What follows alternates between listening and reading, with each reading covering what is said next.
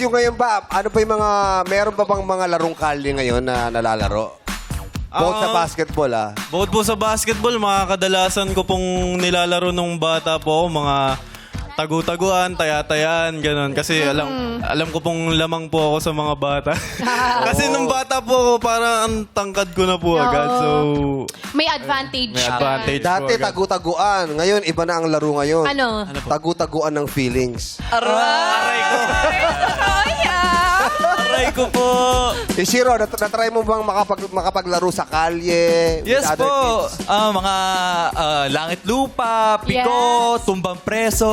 Yeah. As in, sobrang active lang po kasi yun yung mga pastime natin nung mga bata pa tayo. Yeah. I wonder, sana hindi mawala. Kasi parang hindi na ganun kadalas lumalabas sa kalye at maglaro yung mga bata ngayon, di ba? Parang everyone has a gadget now. Yes. So sana sa atin, tayo mga magulang, sana manggaling din sa atin na i-influence natin yung mga bata or let's play with them. Tayo na makipaglaro.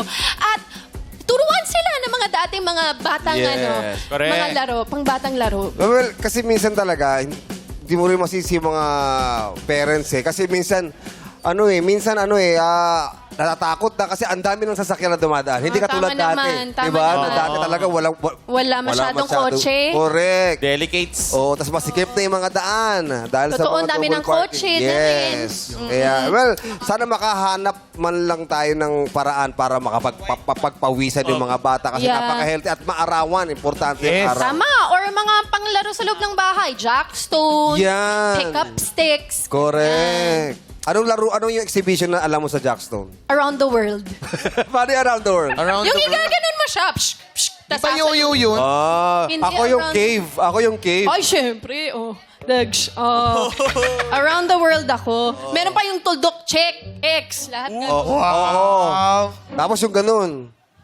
Ayun yan yung pinakalas. Diba yung Pinakalas. sampu na. Correct. Saya.